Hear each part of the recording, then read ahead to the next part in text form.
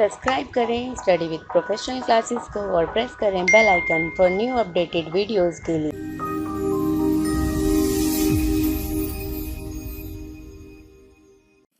तो सबसे पहले यहाँ पर देखते हैं जो यूजीसी नेट कॉमर्स सिलेबस में मैं यूनिट 1 की बुलेट 1 बुलेट 2 कंप्लीट करा चुकी हूँ। जो आज हम करेंगे वो है bullet 3 theories of international trade. तो बुलेट 3 के ये टॉपिक्स हैं, ठीक है। 1 बाय 1 स्टार्ट करते हैं। International of theories of international trade. तो थ्योरीज ऑफ इंटरनेशनल ट्रेड में हम पहली थ्योरी जो करेंगे वो है मर्केंटाइलिज्म। अब मर्केंटाइलिज्म है क्या बेसिकली? तो ये थ्योरी हमें बताती है कि जिस कंट्री के पास जितना ज़्यादा गोल्ड है, मतलब जिस कंट्री के पास जितना ज़्यादा गोल्ड है वो उतनी ज़्यादा पावरफुल है, ठीक है। और वो क्या करे, ज़्यादा से ज़्यादा एक्सपोर्ट करे, इंपोर्ट कम से कम करे, जिससे कि जो उसका बीओपी है वो सरप्लस में रहे हमेशा। बीओपी क्या रहेगा? हमेशा सरप्लस में रहेगा, क्योंकि उसके पास ज़्यादा से ज़्यादा गोल्ड है तो वो ज़्यादा पावर में है। और दूसरी बात, वो क्या करे, दूसरे कंट्री से जब ट्रेड करे तो ज़्यादा से ज़्यादा क्या कर सके, जो फॉरेन करेंसी है उसे सेव कर सके। ये हमारी मर्केंटाइलिज्म थ्योरी कहती है। तो देखते हैं यहाँ पे, mercantilism theory is an economic theory that advocate government regulation of international trade to generate wealth and strengthen national power. Merchants and the government work together to reduce trade deficit and create surplus. तो ये कहती है जो balance of payment है हम import कम से कम करें, जिससे कि जो हमारा बैलेंस ऑफ पेमेंट है वो कभी डेफिसिट में आए ही ना। हम ज़्यादा से ज़्यादा एक्सपोर्ट करें और हमारा जो बैलेंस ऑफ पेमेंट है वो हमेशा सरप्लस में ही रहे, जिससे ज़्यादा की ज़्यादा हम गोल्ड को रिजर्व रख सके। और ये कहती है कि जो एक कंट्री है उसकी वेल्थ के अकॉर्डिंग उसको मेजरमेंट किया जा सके कि जिस कंट्री के पास जितना ज़्यादा गोल्ड है वो उतनी ज़्यादा पावरफुल है, ठीक है। Oldest theory develop during the 16th century. ये जो थ्योरी है बहुत पुरानी थ्योरी कहा जाता है, जिसे डेवलप किया गया था 16th सेंचुरी में। Main focus was on maximising export and minimising import.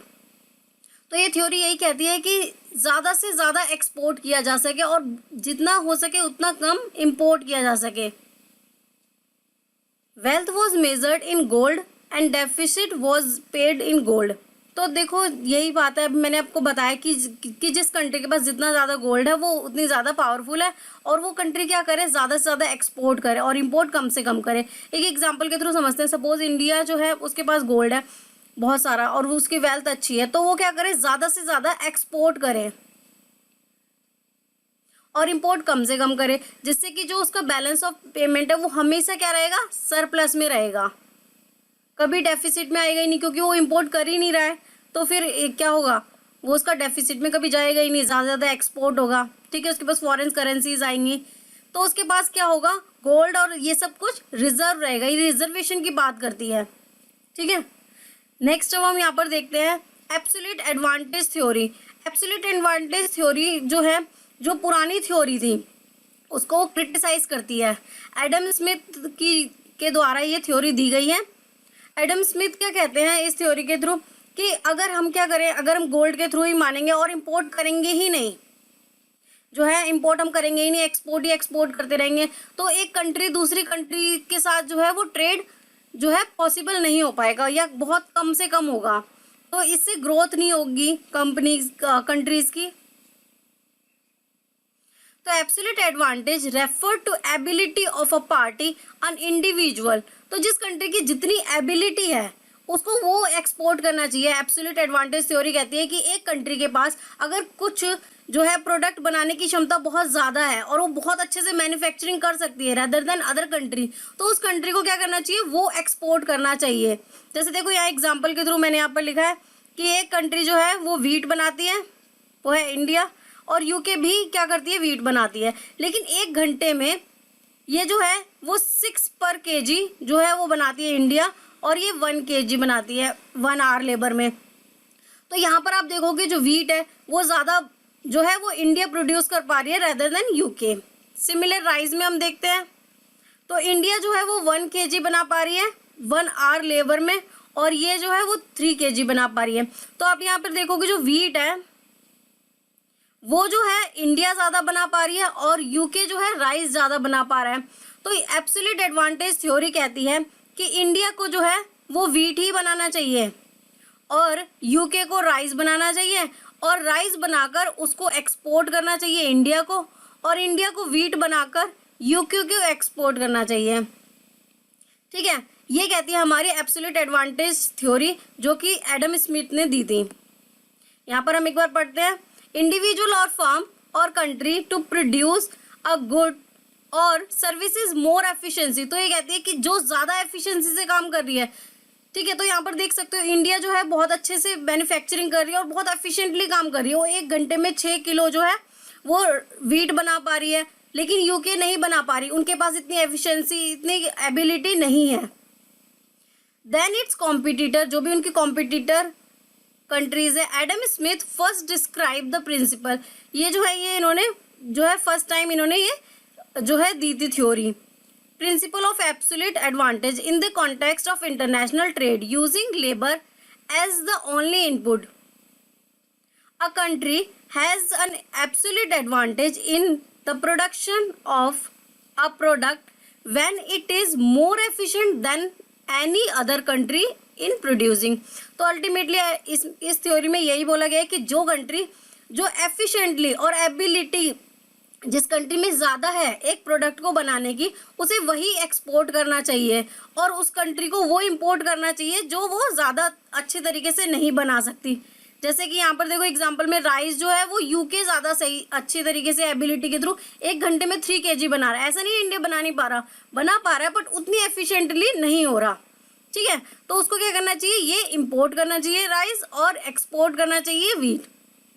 यहाँ पर देखो, if UK produce only rice, अगर जो है यूके सिर्फ राइस बनाता है यानी कि 3 per kg, तो देखो इसका यहाँ जो वेस्ट हो रहा है 1 घंटे में वो क्या बना पा रहा है 1 kg ओनली व्हीट, तो उसको यहाँ पर लॉस हो रहा है। वो कहता है कि ये जो 3 kg बना रहा है 1 घंटा और यहाँ पर प्रोड्यूस करे, इस वाले आवर को यहाँ पर जोड़ दे, तो दो आवर में को कितने बनाएगा 6 kg बना पाएगा।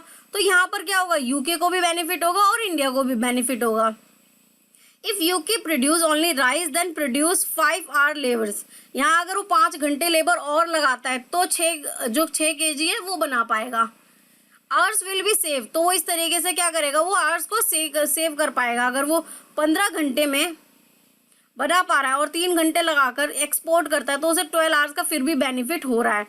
तो एब्सोल्यूट एडवांटेज थ्योरी यही कहती है कि जो कंट्री जिस चीज़ में एफिशिएंटली एबिलिटी के थ्रू वर्क कर सकती है उसको वही एक्सपोर्ट करना चाहिए और बाकी चीज़ को उसे इंपोर्ट करना चाहिए।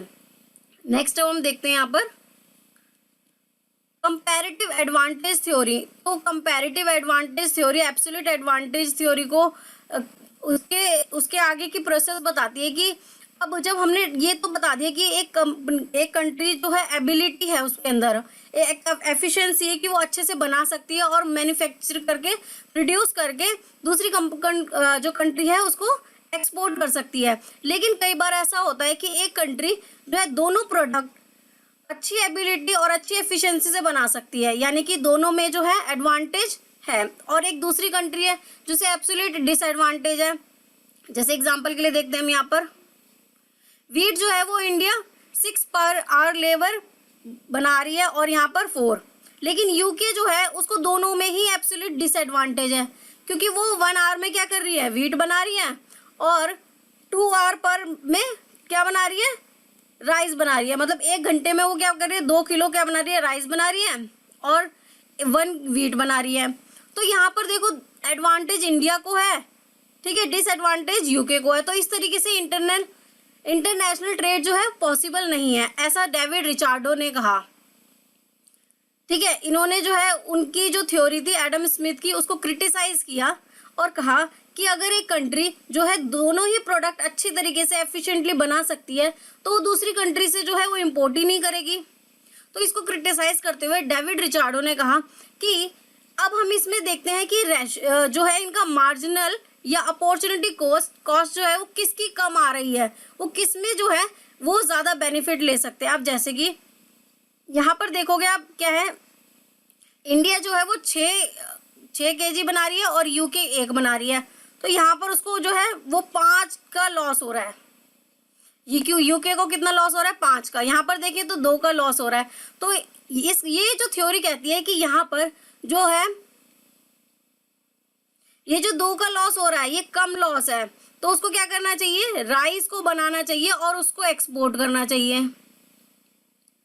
मतलब वो राइस बनाए और उसको एक्सपोर्ट करे, क्योंकि इसमें जो है उसको लॉस कंपैरेटिव कम हो रहा है, इसमें लॉस तो ज्यादा हो रहा है, इसमें जो है लॉस ज्यादा हो रहा है। और अगर इन दोनों में कंपैरिजन करें तो इसमें लॉस उसको कम हो रहा है।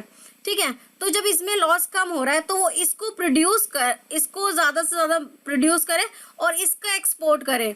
और इसी तरीके से इंडिया को जो एफिशिएंटली ज्यादा अच्छे से काम जो वीट पर कर पा रही है, वो इतने अच्छे से काम इस पर नहीं कर पा रही। बना तो ये भी अच्छे तरीके से रही है कंपेयर टू यूके, लेकिन ज्यादा एफिशिएंटली देखा जाए तो वीट ज्यादा अच्छे से प्रोड्यूस कर रही है।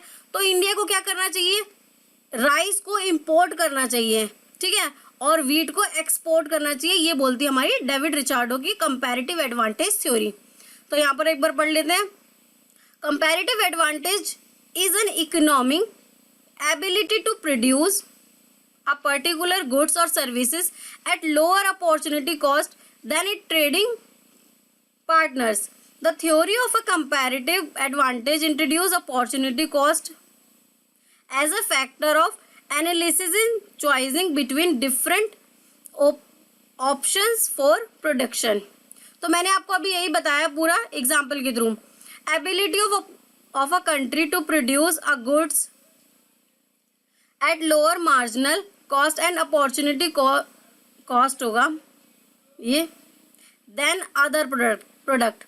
तो देखो यहाँ पर जो है ये यही बात कह रहा है कि अगर दो कंट्री जो है इसको, जैसे यहाँ पर इंडिया को क्या था, दोनों में एडवांटेज था और यूके को डिसएडवांटेज था दोनों में, तो वहाँ पर देखा जाए कि किस में ज़्यादा लॉस नहीं हो रहा। जैसे कि यहाँ पे राइस में कम लॉस हो रहा है क्योंकि यहाँ पर एक घंटे में वो 1 किलो ही बना पा रही है और इंडिया 6 किलो बना रहा है। ठीक है, तो इस तरीके से कंपेयर किया जाए और उस अकॉर्डिंग उसको एक्सपोर्ट किया जाए। तो यहाँ पर जो यूके के एग्जाम्पल में था वो राइस को एक्सपोर्ट करे और इंडिया जो है वीट को एक्सपोर्ट करे, और इम्पोर्ट करेगा इंडिया राइस और यूके इम्पोर्ट करेगा वीट। ठीक है, नेक्स्ट हम यहाँ पर देखते हैं फैक्टर इंडोर्समेंट थ्योरी। अब फैक्टर इंडोर्समेंट थ्योरी है जो कि 2 जनों ने दिया है, हेक्चर ऑनलिन और उनके जो स्टूडेंट थे बेटिल ऑनलिन ने। तो इन्होंने क्या कहा था, इन्होंने कहा कि कंट्री जब इंटरनेशनल ट्रेड कर रही हैं, 2 कंट्री इंटरनेशनल ट्रेड कर रही हैं, तो उन्हें एक्सपोर्ट कौन सा मटेरियल करना चाहिए और इंपोर्ट कौन सा मटेरियल करना चाहिए। तो वो कहती है कि एक कंट्री जो लेबर इंटेंसिव है, जिसके पास लेबर अमेंडमेंट है, और दूसरी कंट्री जिसके पास कैपिटल अमेंडमेंट है, तो उसको वो चीज़ इंपोर्ट करनी चाहिए जो उसकी कंट्री नहीं है। जैसे लेबर इंटेंसिव है तो उसको कैपिटल के जो गुड्स हैं उसको इंपोर्ट करने चाहिए, और लेबर इंटेंसिव को जो है मैन्युफैक्चरिंग करनी चाहिए लेबर इंटेंसिव गुड्स को और उसको एक्सपोर्ट करना चाहिए। ठीक है, तो देखो ये जो है 2 फैक्टर थ्योरी है, लेबर एंड कैपिटल। तो अगर एक कंट्री, एग्जाम्पल के लिए हम यहाँ पर लेते हैं इंडिया में जो है लेबर इजीली मिल जाते हैं और जो है लेबर इंटेंसिव गुड्स जो है वो इजीली बन जाते हैं रेदर देन अदर कंट्री। तो यहाँ पर बहुत चीपर रेट में एक प्रोडक्ट मैन्युफैक्चरिंग हो जाता है। अब बात करते हैं हम दूसरी कंट्री जो कि है सपोज अमेरिका। वो जो है कैपिटल अमेंडमेंट कंपनी है, तो वहाँ मशीनरी वर्क जो है वो ज़्यादा इजीली हो जाता है रेदर देन लेबर। तो यहाँ पर ये थ्योरी बताती है कि अमेरिका को जो है सिर्फ मशीनरी पे वर्क करना चाहिए, जो मशीन से प्रोडक्ट बनते हैं वो सारे बनाने चाहिए और वो एक्सपोर्ट करने चाहिए इंडिया को, और इंडिया को जो है लेबर से जो जैसे कपड़े वगैरह जो लेबर वर्क है वो काम करना चाहिए और वो एक्सपोर्ट करना चाहिए अमेरिका को। फैक्टर इंडोर्समेंट थ्योरी यही बोलती है। ठीक है, अब एक बार हम यहाँ पर रीड कर लेते हैं। Heckscher Ohlin theory is in economics a theory of comparative advantage in international trade according to which countries in which capital is relatively plentiful। plentiful का मतलब है यहाँ पर प्रचुर मात्रा में, मतलब भरपूर मात्रा में अवेलेबल हो उस कंट्री में, एंड लेबर रिलेटिवली स्केयर। अब यहाँ पर स्केयर्स का मतलब है जो है कम, कि वहाँ पर जो है वो कम अवेलेबल हो। Will tend to export capital intensive products and import labour intensive product while countries in which labour is. बोला गया कि जो लेबर अमेंडमेंट है अडेम, ठीक है, वो उसको क्या करना चाहिए, लेबर को ज़्यादा, लेबर का जितना भी वर्क है उसको वो एक्सपोर्ट करना चाहिए। और अगर एक कंट्री जिसके पास जो है कैपिटल ज़्यादा अवेलेबल है, उसको वो कैपिटल वाले जो प्रोडक्ट हैं वो एक्सपोर्ट करने चाहिए। नेक्स्ट हम यहाँ पर देखते हैं new factor proportion theory. New factor proportion theory क्या कहती है, अब यहाँ पर ये जो है थ्योरी उस क्रिटिसाइज करती है जहाँ पर बोलते हैं कि लेबर जो है, लेबर इंटेंसिव जो कंट्री है उसको लेबर के प्रोडक्ट बनाने चाहिए और कैपिटल इंटेंसिव को कैपिटल के बनाने चाहिए। तो ये कहती है कि अगर एक कंट्री जो है लेबर इंटेंसिव गुड्स बनाती है लेकिन उनकी क्वालिटी अच्छी नहीं है, उस प्रोडक्ट की क्वालिटी अच्छी नहीं है और वहाँ जो एम्प्लॉय हैं वो इतने, उनके अंदर स्किल्स नहीं है और इतने अच्छे से वो प्रोडक्ट को नहीं बना सकते, तो रेदर देन जो कंट्री अच्छे से बना सकती है उसको मैन्युफैक्चर करके उसको एक्सपोर्ट करना चाहिए। न्यू फैक्टर प्रोपोर्शन थ्योरी ये कहती है। एक बार हम यहाँ पर देखते हैं, also consider the quality of that factor of production. तो ये कहती है उस, वो जो है प्रोडक्ट, उसकी क्वालिटी बहुत मैटर करती है। अगर उसकी क्वालिटी अच्छी नहीं है तो कस्टमर उस प्रोडक्ट को पसंद ही नहीं करेगा, उसकी डिमांड ही नहीं करेगा। तो एक प्रोडक्ट की डिमांड भी होना बहुत ज़रूरी है। ये नहीं कि लेबर इंटेंसिव है तो लेबर ने जो प्रोडक्ट बनाया उसी को एक्सपोर्ट किया जा सके, और कैपिटल जो इंटेंसिव है तो कैपिटल के ही प्रोडक्ट बनाए। डिपेंड ऑन क्वालिटी उस प्रोडक्ट की कैसी बन रही है। एक्सटेंडेड, ये जो है लियोनफिन के व्यूज़ हैं। Some of the economics emphasizes on the point that it is not only the abundance और स्कैरिटी। इसका मतलब है यहाँ पर प्रचुर मात्रा और कमी की बात नहीं कर रही, ऑफ अ पर्टिकुलर फैक्टर, ये पर्टिकुलर फैक्टर की बात कर रहे हैं कि उसकी जो है क्वालिटी अच्छी होनी चाहिए, but also the quality of the factor of production that influences the pattern of international trade. तो एक पर्टिकुलर ये बात हो रही है कि उस प्रोडक्ट की ज़रूरी है क्वालिटी अच्छी होनी। ये नहीं है कि जो है लेबर इंटेंसिव है तो लेबर से जो प्रोडक्ट इजीली बन पा रहे हैं चीपर रेट में वही वो एक्सपोर्ट करें। डिपेंड है कि उसकी क्वालिटी कैसी है, तो उसकी क्वालिटी अच्छी है तो वो उस प्रोडक्ट को प्रोड्यूस करे, ठीक है। ये हमारी ये थ्योरी कहती है। नेक्स्ट हम यहाँ पर देखते हैं न्यू ट्रेड पॉलिसी। अब न्यू ट्रेड थ्योरी जो है वो कहती है कि एक कंट्री एक प्रोडक्ट को बनाती भी है, ठीक है, और उसी प्रोडक्ट का इंपोर्ट भी करती है। यानी कि एक प्रोडक्ट उसने बनाया, उस प्रोडक्ट का उसने इंपोर्ट भी किया और उसी प्रोडक्ट का उसने एक्सपोर्ट भी किया। अब देखो, इसके लिए मैं एक एग्जांपल लेती हूँ, जैसे मोबाइल। अब मोबाइल जो है हमारी कंट्री इंडिया, वो क्या करती है, बनाती भी है, ठीक है, उसको सेल भी करती है और उसको परचेज भी करती है, यही करती है ना। तो ऐसे इस थ्योरी को हम बोलते हैं जहाँ पर जो है एक कंपनी इंपोर्ट भी करती है उस प्रोडक्ट को और एक्सपोर्ट भी करती है। ये जो थ्योरी है वो पॉल कॉगमेंट ने दी है इन 1970 में। तो इकोनॉमिक्स यहाँ पर क्या कहते हैं, इंटरनल और external of scale defined pattern of trade. तो यहाँ का इंटरनल और एक्सटर्नल स्केल डिसाइड करता है कि किस तरीके से जो है हमारा पैटर्न होगा ट्रेड का। अगर जितनी अच्छी टेक्नोलॉजी है वो उतना अच्छा प्रोडक्ट बना पाएंगे और उस प्रोडक्ट को एक्सपोर्ट कर पाएंगे।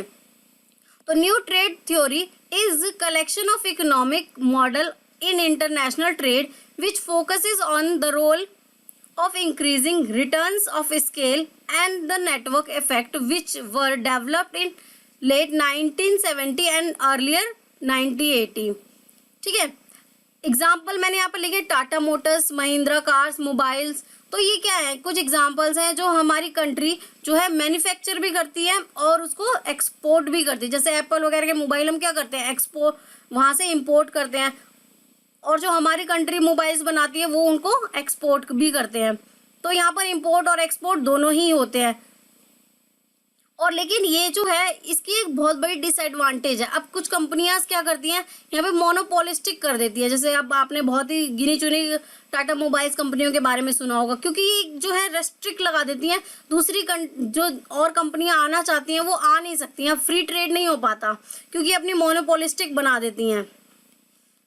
अब इसके कुछ एडवांटेज हैं, इकोनॉमिक स्केल। अब यहाँ पर क्या होता है, इकोनॉमिक स्केल जो है जो कस्टमर है उसके पास वैरायटी ऑफ गुड्स मिलती है, और वो जो है अब एक कंट्री जो है एक प्रोडक्ट बना रही है, ठीक है, अब उसका रॉ मटेरियल जो है उतना ही लग रहा है, जिसकी फिक्स्ड कॉस्ट है वो तो उतनी ही लग रही है। अगर वो एक्सपोर्ट भी कर रहा है, अनदर कंट्री में एक्सपोर्ट कर रहा है, तो उसको क्या हो रहा है उसका प्रॉफिट जो है वो एक्सटेंड हो रहा है, मतलब उसकी कॉस्ट तो उतनी ही लग रही है, लेकिन अगर वो एक्सपोर्ट कर रहा है तो उसका जो है प्रॉफिट मार्जिन जो है वो इंक्रीज होता है। तो लैपटॉप, एक एग्जांपल लिखा है कि एक लैपटॉप कंपनी है, वो फैक्ट्री जो है सेल करती थी अपनी कंट्री में सेम प्रोडक्ट, ठीक है, और उसकी जो रॉ मटेरियल कॉस्ट थी वो उतनी ही आती थी, लेकिन जब उसने एक्सपोर्ट स्टार्ट किया अनदर कंट्री में तो उसका प्रॉफिट जो है वो ज़्यादा से ज़्यादा और बढ़ गया। नेक्स्ट है नेटवर्क इफेक्ट। अब नेटवर्क इफेक्ट क्या होता है, तो नेटवर्क की जब हम बात करते हैं तो क्या होता है बेसिकली, फेसबुक आजकल जो है, यूट्यूब, तो इनके जरिए क्या है कि एक कम्युनिकेट का एक माध्यम बन गया जिसके थ्रू हम कम्युनिकेट कर सकते हैं और एक नेटवर्क तैयार कर सकते हैं एक अपने प्रोडक्ट की ब्रांडिंग के लिए। तो ये क्या करती है, एक प्रोडक्ट की वैल्यू को इंक्रीज करती है। जैसे कि आजकल आप देख रहे हो कुछ भी हमें एक दूसरे से कम्युनिकेट करना है तो फेसबुक, व्हाट्सअप, ये सब यूज़ करते हैं, तो ये एक पूरा एक नेटवर्क इफेक्ट है। तो ये क्या करती है, value increase when user are increase. तो इसकी वैल्यू जब ही इंक्रीज होती है जब इसके यूजर्स बढ़ते हैं। अब अगर एक सॉफ्टवेयर बना सपोज, ठीक है, लेकिन उस सॉफ्टवेयर को यूज करने वाले यूजर्स ही कम है, तो क्या उसकी वैल्यू बढ़ेगी? नहीं बढ़ेगी। उसकी वैल्यू कब बढ़ेगी? जब उसके यूजर्स बढ़ते जाएंगे तो उसकी वैल्यू भी बढ़ती जाएगी। तो ये थी हमारी न्यू ट्रेड थ्योरी। नेक्स्ट हमारी है प्रोडक्ट लाइफ साइकिल। अब प्रोडक्ट लाइफ साइकिल थ्योरी हमें क्या बताती है कि एक प्रोडक्ट की एक लाइफ होती है, उसके बाद वो प्रोडक्ट खत्म हो जाता है। तो पहले वो मार्केट में आता है, इंट्रोडक्शन स्टेज होती है उसकी, वो प्रोडक्ट मार्केट में आया, उसके बाद एक टाइम पे उसकी डिमांड बहुत ज़्यादा हो जाती है और वो प्रोडक्ट की ग्रोथ होने लगती है, ठीक है, और उसके बाद वो मैच्योरिटी लेवल पे आ जाता है। अब वो उससे ज़्यादा ऊपर नहीं जाएगा, वो जो उसकी मैच्योरिटी लेवल आ गया है। फिर उसके बाद उसकी जो है डिमांड गिरने लगती है, डिक्लाइन होने लगती है, ठीक है। तो ये है प्रोडक्ट लाइफ साइकिल। एक एग्जांपल के लिए मैं यहाँ पर लूँगी, अब जैसे पहले जो लैंडलाइन होते थे, क्या होते थे, लैंडलाइन होते थे, मोबाइल नहीं होते थे, मैं बहुत पुराने टाइम की बात कर रही हूँ। तो उस टाइम पे ये प्रोडक्ट थे, लैंडलाइन थे, तो उनकी मार्केट में जब वो इंट्रोड्यूस हुए तो मार्केट में वो प्रोडक्ट चले, उसके बाद उसकी बहुत ग्रोथ हुई, बहुत डिमांड हुई, ठीक है, वो एक टाइम आया मैच्योरिटी। उसके बाद जब नई टेक्नोलॉजी के नए मोबाइल्स आ गए मार्केट में तो ये जो लैंडलाइन है वो डिक्लाइन होने लगे, वो प्रोडक्ट धीरे धीरे मार्केट से खत्म हो गए। एक और एग्जांपल है रेडियो। रेडियो भी जब स्टार्टिंग में आए थे तो वो बहुत ही अच्छे से चले, मार्केट में लोग उसे पसंद कर रहे थे और उसको परचेज कर रहे थे, तो धीरे धीरे वो भी मार्केट से खत्म हो गए। अब खत्म इन द सेंस अगर थोड़े बहुत हैं भी तो यहाँ पर उसकी बात नहीं हो रही, बट अब वो मार्केट में यूज इतने नहीं होते, आजकल मोबाइल्स में ही सारी चीजें यूज हो जाती हैं। तो प्रोडक्ट लाइफ साइकिल थ्योरी जो दी है रायमंड वर्सन ने दी है इन 1966 में। There are 4 stages. तो यहाँ पर 4 स्टेजेस है। पहले जो है इंट्रोडक्शन स्टेज है, दूसरी जो स्टेज है वो है growth stage, third stage is maturity stage and fourth stage is decline stage. तो यहाँ पर यही लिखा है, first is introduction, then growth, then maturity, then decline. Product on decline stage in one country can be start with introduction stage in another country by shifting production base. अब ये भी हो सकता है कि यहाँ पर जो प्रोडक्ट है वो जो खत्म हो रहा है वो दूसरी कंट्री में जाके उसका इंट्रोडक्शन हो, मतलब वहाँ पर उसकी डिमांड स्टार्ट हो। जैसे बहुत सारी जो है, अब मैं जापानीज या अनदर कंट्री की बात करती हूँ तो वहाँ पर जो टेक्नोलॉजी है, या कहते हैं कि वहाँ पर 8G चल रहा है या 4G चल रहा है, ठीक है, लेकिन यहाँ पर आज भी जो हमारी इंडिया है वहाँ पर 4G चल रहा है। यहाँ पर क्या चल रहा है अभी भी 4G 5G, ठीक है, लेकिन वहाँ पर जो है 8G चल रहा है। तो वो क्या है, वहाँ पर जो है प्रोडक्ट डिक्लाइन पर है, वो इंडिया में क्या है, इंट्रोडक्शन पे है। वहाँ पर अभी तो यहाँ इंडिया में स्टार्ट हुआ है। तो ये क्या है, कुछ जो प्रोडक्ट जो दूसरी कंट्री में डिक्लाइन वाली पे शिफ्टिंग पे है वो इंडिया में जाकर क्या होता है, या अनदर कंट्री जहाँ पर उसका प्रोडक्ट स्टार्ट हो रहा है, ठीक है, वहाँ पर वो क्या होगा, इंट्रोडक्शन स्टेज पे होगा। तो ये हमारी प्रोडक्ट लाइफ साइकिल थ्योरी बताती है हमें। नेक्स्ट है पोर्टर डिमांड मॉडल और कॉम्पिटिटिव एडवांटेज थ्योरी। तो ये थ्योरी बेसिकली क्या कहती है, एक तो ये डायमंड मॉडल को बताती है कि एक कंट्री जो एक प्रोडक्ट मैन्युफैक्चर कर रही है, ठीक है, और भी बहुत सारी कॉम्पिटिटर उसकी जो कॉम्पिटिशन जो है कंपनीज है, लेकिन एक ही कंपनी आगे बीट कर रही है, ऐसा क्यों है? तो वो जो कंपनी है वो ऐसी कौन सी टेक्नोलॉजी यूज कर रही है कि वो सबसे आगे है, बाकी कंपनी है वो आगे नहीं है। अब सपोज यहाँ पर जो है 1 2 3 4 और 5, मैंने यहाँ पर जो है 5 कंपनियां ले ली। अब यहाँ पर जो एक कंपनी है, 2 3 4 5 कंपनी है, अब जो पहली कंपनी है वो इस सब कंपनी को बीट करके आगे बढ़ रही है, ग्रोथ कर रही है। तो ऐसा क्यों है कि वो एक कंपनी ज्यादा ग्रोथ कर रही है, बाकी कंपनी ग्रोथ नहीं कर पा रही, जबकि रिसोर्स सेम मिल रहे हैं सबको। तो ऐसी कौन सी टेक्नोलॉजी है या कौन सी एडवांस स्किल्स है जो इनको नहीं मिल पा रही? तो ये बताती है हमारा पोर्टर डायमंड मॉडल कि कौन कौन सी स्किल्स है जो एक कंपनी को अपनानी चाहिए और वो भी ग्रोथ कर सके बाकी कंपनीज की तरह। ठीक है, तो जो ये दी है माइकल पोर्टर ने दिया इन 1985 में पोर्टर डायमंड मॉडल। तो ये डायमंड मॉडल जो बताता है हमें कि किस तरीके की स्ट्रेटेजी यूज करनी चाहिए कि हम जो है ग्लोबल लेवल पे अपने प्रोडक्ट को पहुंचा सके इजीली, और क्या क्या अगर जो हमारी स्ट्रेटेजीज है उसके बाद कस्टमर है जो वो हमारे प्रोडक्ट की डिमांड करे, उनके अकॉर्डिंग हमारा प्रोडक्ट हो। रिलेटेड एंड सपोर्टिंग फैक्टर, जो भी सपोर्टिंग फैक्टर है, एंड फैक्टर कंडीशन, जो भी कंडीशंस है वो कंडीशन के थ्रू हमारा प्रोडक्ट जो है वो ज़्यादा से ज़्यादा एक्सपोर्ट हो और उसकी जो है गुडविल इंक्रीज हो। By creating advance factor like technology. अब टेक्नोलॉजी हो सकता है इन जो बाकी कंपनीज है उनकी अच्छी ना हो। स्ट्रॉन्ग नॉलेज बेस, अब जो एम्प्लॉय है उनकी नॉलेज ज़्यादा अच्छी ना हो। ये जो फर्स्ट कंपनी थी इसकी नॉलेज जो है बहुत ज़्यादा अच्छी हो, इनके एम्प्लॉयज़ की, इनका मैनेजमेंट अच्छा हो। ठीक है, a country can become competitive, अब ये जो कंपनी है ये जाकर इजीली अनदर कंट्री में जाके एक्सपोर्ट कर सकती है। ठीक है, और इजीली सरवाइव कर सकती है। तो ये क्या कर सकती है, ये ज़्यादा कॉम्पिटिटिव है रेदर देन दिस। ये कंपटीशन को झेल नहीं पा रहे क्योंकि इनमें टेक्नोलॉजी की कमी है, नॉलेज की कमी है, स्किल्स की कमी है। तो ये कैसे इनको ग्रो करना है ये हमारी पोर्टर डायमंड मॉडल बताती है कि आपको ये स्ट्रेटेजी फॉलो करनी चाहिए और किस तरीके से जो कस्टमर है उसकी डिमांड को देखना चाहिए। तो हम इस डायमंड मॉडल को एक बार स्टार्ट के थ्रू समझते हैं। तो देखो यहाँ पर जो है मैंने 4 फैक्टर, ये जो 4 पॉइंट लिखे हैं, 5वां है गवर्नमेंट और 6ठा है चांसेस, क्या किस किस को चांसेस मिल रहे हैं। तो पहले देखते हैं फर्स्ट पॉइंट फैक्टर कंडीशन।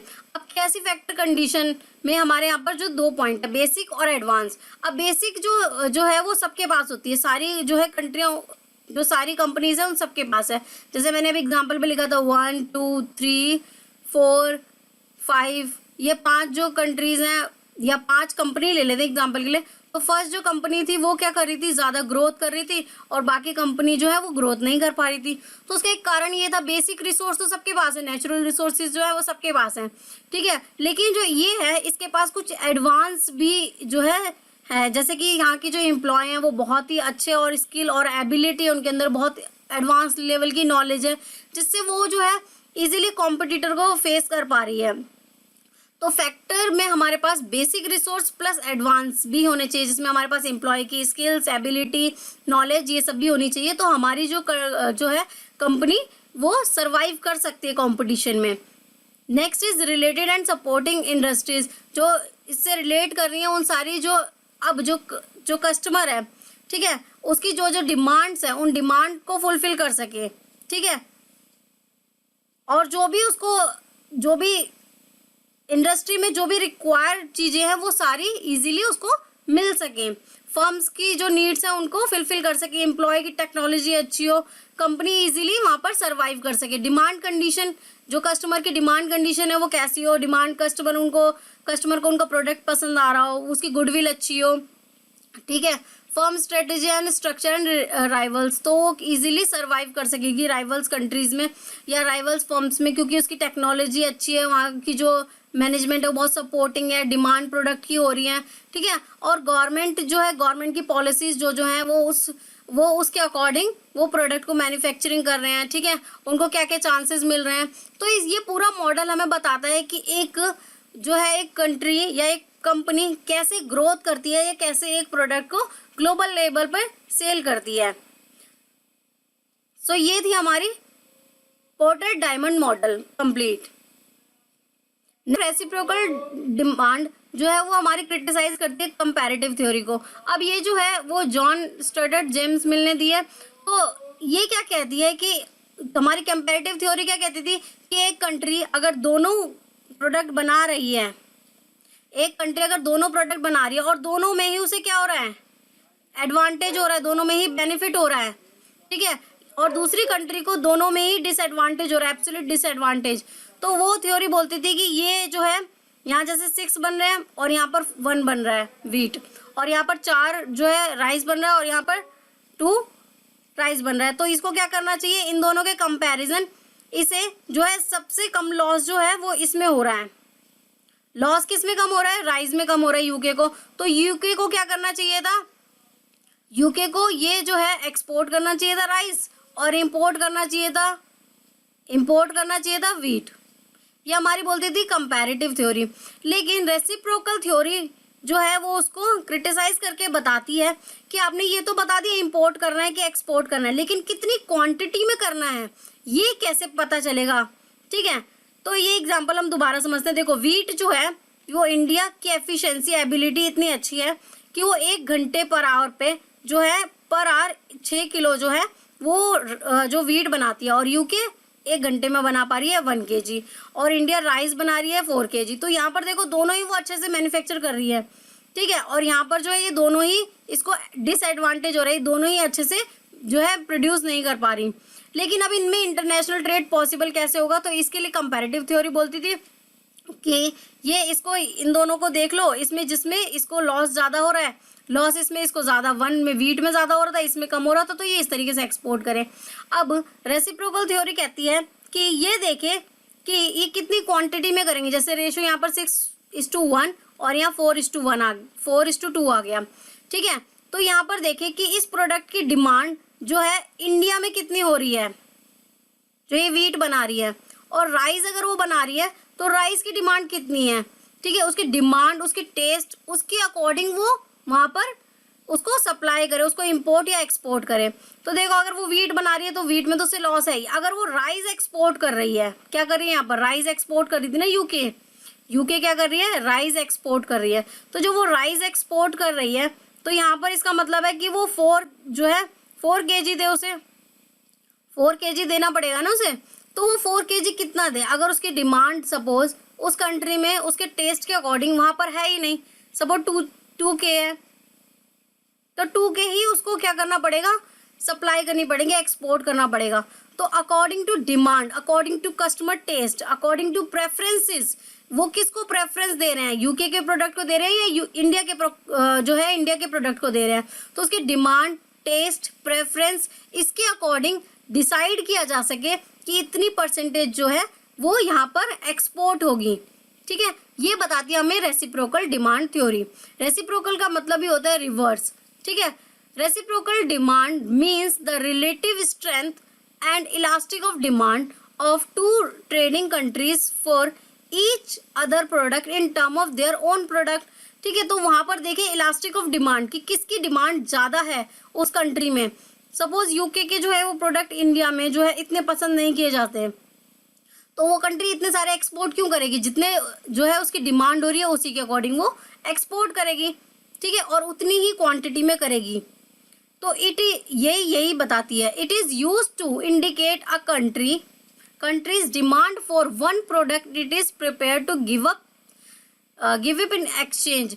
तो ये टर्म्स ऑफ ट्रेड्स है। यहाँ पर क्या है, पहले हम टर्म्स ऑफ ट्रेड में परसेंटेज निकाल लेते हैं बेसिकली कि कितनी जो है कंट्री की डिमांड है उस प्रोडक्ट को लेकर, और उसके अकॉर्डिंग उस कंट्री को क्या करना चाहिए, एक्सपोर्ट करना चाहिए ज़्यादा से ज़्यादा उस प्रोडक्ट का। सो ये थी हमारी complete theory of reciprocal demand. तो देखते हैं हम सबसे पहले यहाँ पर टॉपिक गवर्नमेंट इंटरवेंशन इन इंटरनेशनल ट्रेड।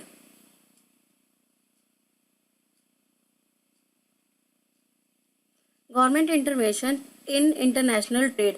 अब यहाँ पर जो इंटरवेंशन मतलब है, इसका मतलब है हस्तक्षेप करना, ठीक है। तो गवर्नमेंट क्या करती है, कुछ इंटरनेशनल ट्रेड में कुछ हस्तक्षेप करती है। वो किस लिए करती है, कुछ रेस्ट्रिक्शन क्यों लगाती है।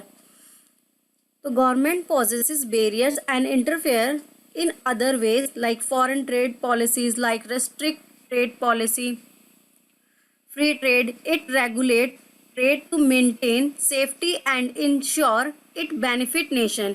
तो बेसिकली अब जब गवर्नमेंट है वो क्या करती है, जब इंपोर्ट और एक्सपोर्ट होता है, ठीक है, तो कुछ टैरिफ लगा देती है, रेस्ट्रिक्शन लगा देती है, जिससे कि जो हमारी होम कंट्री है वहाँ पर जो भी चीज़ों की ज़रूरत है वो उससे ज़्यादा जो है एक्सपोर्ट ना कर सके। पहले अपनी कंट्री की जो है वहाँ की डिमांड फुलफिल हो, उसके बाद एक्सपोर्ट हो। और सिमिलर कि अगर कंट्री में बहुत ज़्यादा इंपोर्ट होगा तो जो हमारी जो है होम कंट्री है या खुद की कंट्री है वहाँ पर क्या होगा, बहुत सारे प्रोडक्ट जो है बाहर के आ जाएंगे और डोमेस्टिक जो है कंपनीज या डोमेस्टिक जो लोकल जो बिजनेसमैन है उन्हें बहुत सारा लॉस होगा। और ऐसा ना हो, ठीक है, इसके लिए कुछ गवर्नमेंट रेस्ट्रिक्शन लगाती है।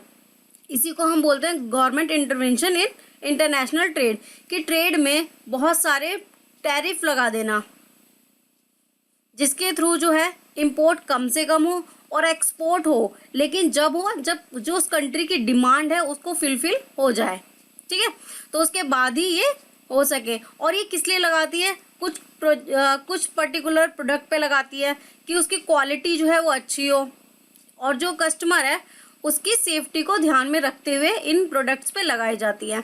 अब इसके क्या क्या ऑब्जेक्टिव है, ऑब्जेक्टिव ऑफ गवर्नमेंट इंटरवेंशन। तो सबसे पहले यहाँ पे जो ऑब्जेक्टिव है, maximise social welfare.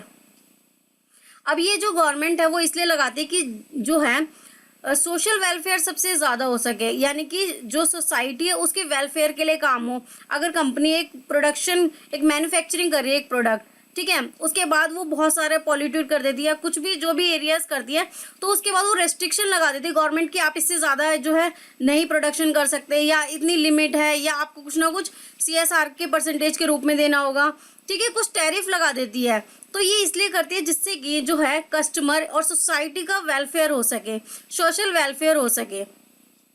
Next topic है मैक्रो इकोनॉमिक ऑब्जेक्टिव। अब मैक्रो जो है बेसिकली वहाँ पर हम पॉलिटिकल में पॉलिसीज, ठीक है, कि कंट्री की पॉलिसीज क्या क्या है, क्या क्या नॉर्म्स है वहाँ की, उसके कल्चर कैसा है, उसके अकॉर्डिंग हमारा जो प्रोडक्ट मैन्युफैक्चर हो रहा है वहाँ पर जाकर जो एक्सपोर्ट करेंगे तो जो कंट्री है उसके अकॉर्डिंग होगा। लेकिन अब गवर्नमेंट इसमें क्यों इंटरवेंशन करती है, जिससे कि इन्फ्लेशन को रोका जा सके। अब सपोज यहाँ पर जो है वो ज़्यादा से ज़्यादा एक्सपोर्ट कर दिया, ठीक है, यहाँ पर डिमांड तो बहुत ज़्यादा है उस प्रोडक्ट की डिमांड है, लेकिन उसके बाद भी उस प्रोडक्ट को क्या है एक्सपोर्ट कर दिया, और जो कंट्री है, जो हमारी कंट्री है, उसमें वहाँ प्रोडक्ट है ही नहीं, अवेलेबल ही नहीं है, सप्लाई के लिए प्रोडक्ट ही नहीं है, तो क्या होगा। अब जब क्योंकि प्रोडक्ट कम है तो उसकी बहुत ज़्यादा मांग होगी, जिसकी वजह से क्या होगा, बहुत ज़्यादा महंगाई बढ़ जाएगी। और ऐसा ना हो इसके लिए गवर्नमेंट क्या करती है, कुछ रेस्ट्रिक्शन लगा देती है कि ऐसा ना हो सके, ठीक है। अभी कोविड-19 के टाइम पे क्या होता कि एक जो हम वैक्सीन के एक मेडिसिन थी जो है पेशेंट पे असर कर रही थी, तो गवर्नमेंट ने क्या कहा था कि ये दवाई जो है सबसे पहले हमारे पेशेंट को मिलेगी जिनको भी प्रॉब्लम्स हैं, बाद में उसके बाद एक्सपोर्ट होगी जब हमारे जो पेशेंट है वो ठीक हो जाएंगे। तो गवर्नमेंट ऐसी रेस्ट्रिक्शन लगाती रहती है जिससे कि पहले अपनी कंट्री की जो है जो नीड्स है, जो डिमांड्स है वो फुलफिल हो सके, उसके बाद ही वो उसके बाद एक्सपोर्ट करे। तो देखो, primarily bye national government control inflation, basically ये इन्फ्लेशन कंट्रोल के लिए होता है, ठीक है। Socio economic objective. अब सोशो इकोनॉमिक ऑब्जेक्टिव में हमारा मेन ऑब्जेक्टिव क्या होता है कि जो प्रोडक्ट है वो क्या हो, सेफली प्रमोट हो, ठीक है, या कोई प्रोडक्ट बन रहा है, सपोज प्लास्टिक का कोई प्रोडक्ट बन रहा है तो उससे बहुत ज़्यादा पॉल्यूशन हो रहा है, तो ऐसे ना हो इसके लिए कुछ सेफ्टी नॉर्म्स बनाई जाती हैं, पॉलिसीज़ बनाई जाती हैं कि इससे ज़्यादा आप पॉल्यूटेड नहीं कर सकते, या आप ऐसा करोगे तो ये कुछ कंडीशंस लगा दी जाती हैं।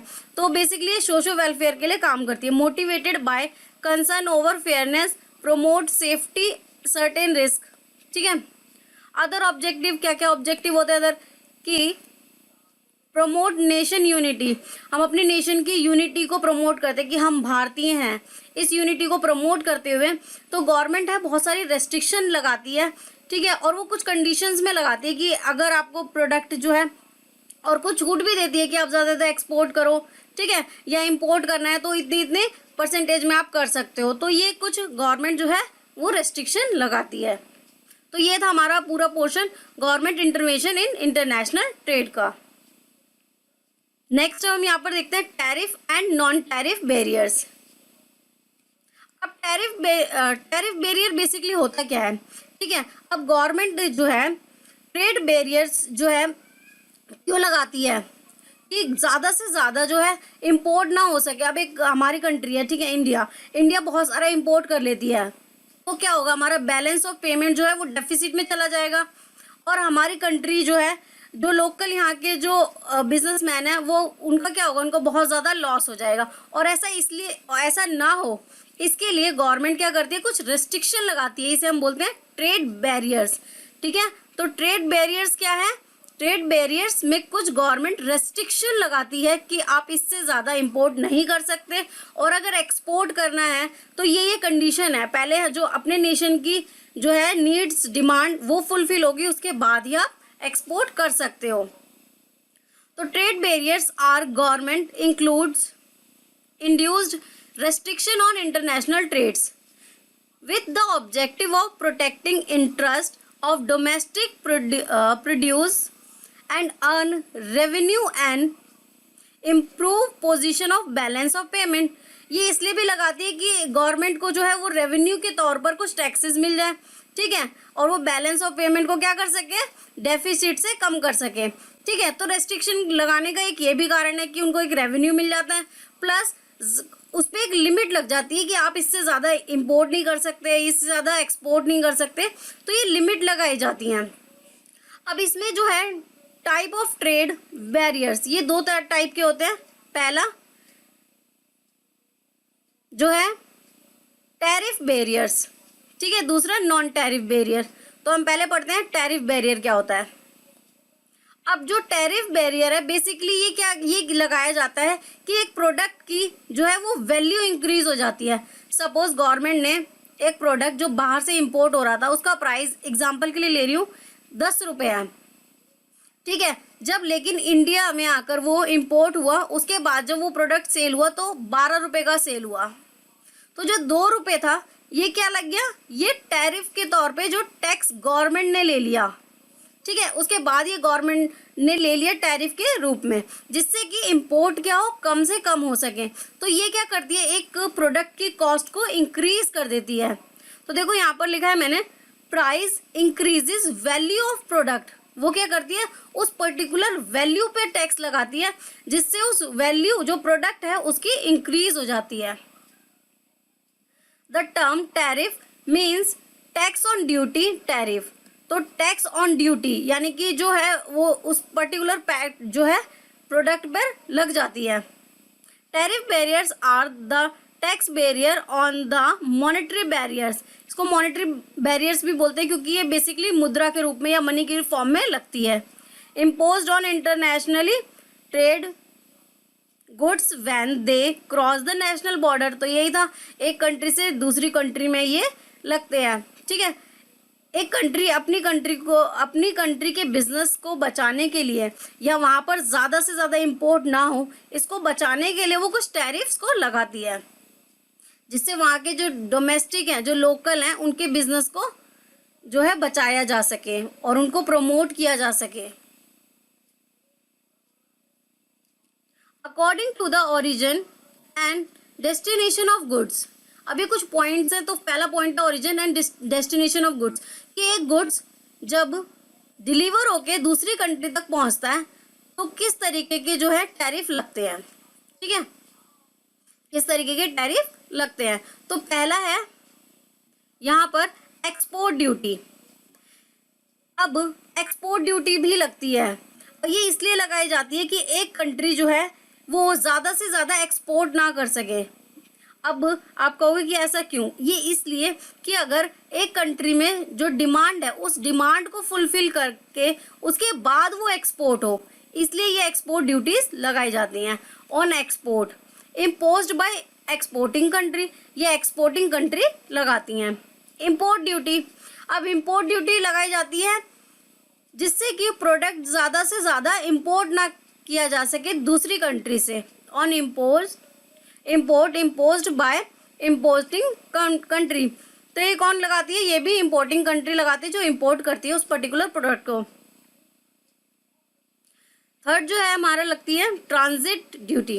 अब ट्रांजिट ड्यूटी क्या होती है, ट्रांजिट ड्यूटी होती है कि एक कंट्री को किसी प्रोडक्ट की नीड है, उसने एक प्रोडक्ट की डिमांड की, ठीक है।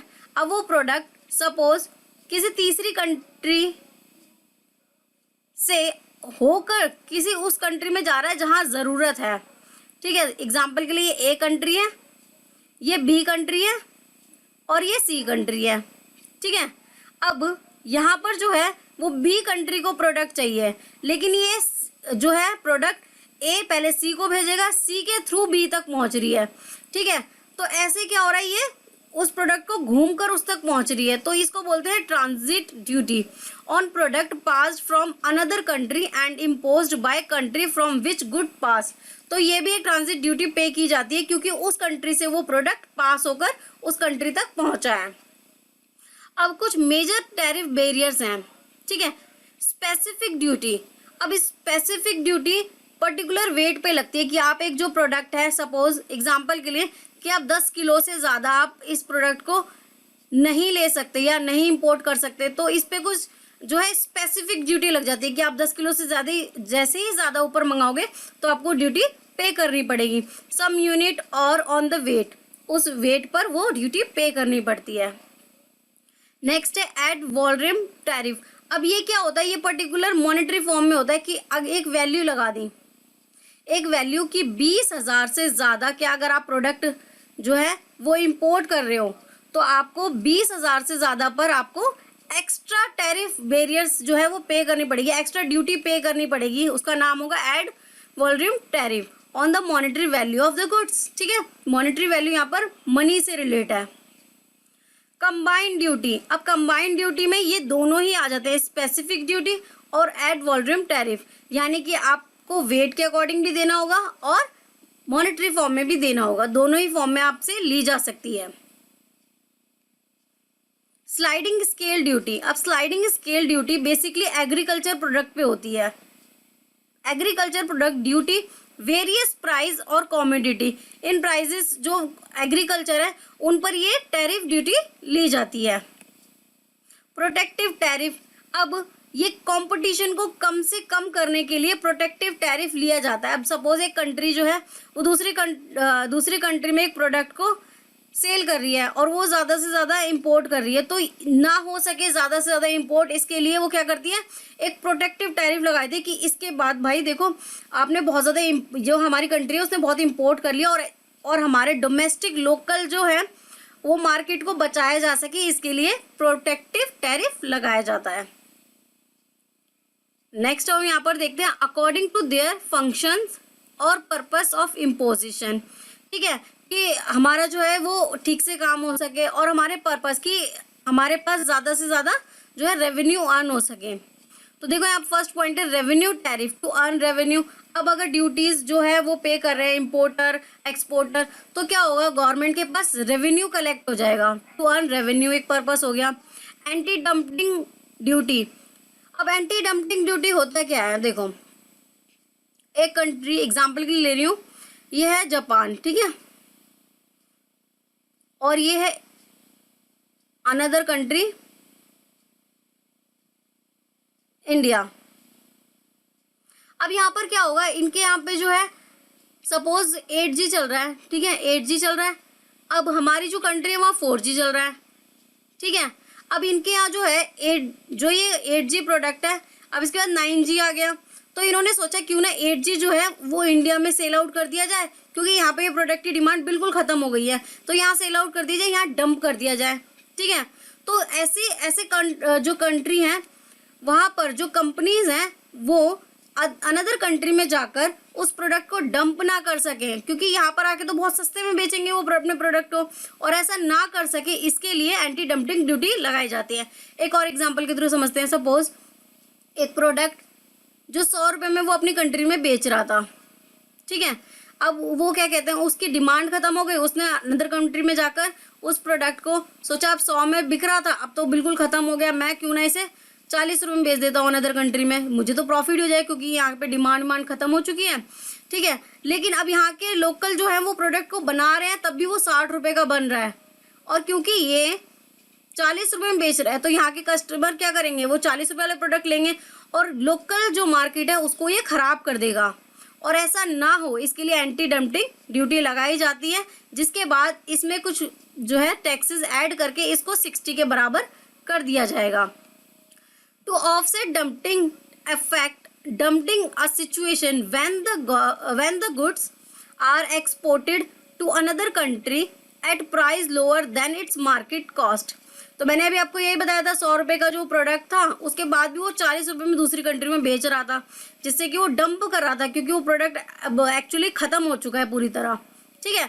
और ऐसा ना कर सके कोई कंट्री, इसके लिए एंटी डंपिंग ड्यूटी लगाई जाती है। Countervailing duty. अब काउंटर वेलिंग ड्यूटी बेसिकली क्या होती है? To offset the effect of concession and subsidies granted by the foreign country to its manufacturing. अब ये एग्जांपल लेते हैं कि एक जो कंट्री थी वो 100 रुपये में एक प्रोडक्ट को बना रही थी, अपनी कंट्री में वो 100 रुपये का ही बेच रही थी। सिमिलर वो क्या करती है, दूसरी कंट्री में भी आकर 100 रुपये का ही बेचती है, ठीक है। लेकिन यहाँ पे डंप नहीं कर रही, वो बेच रही है सेम प्राइस पर।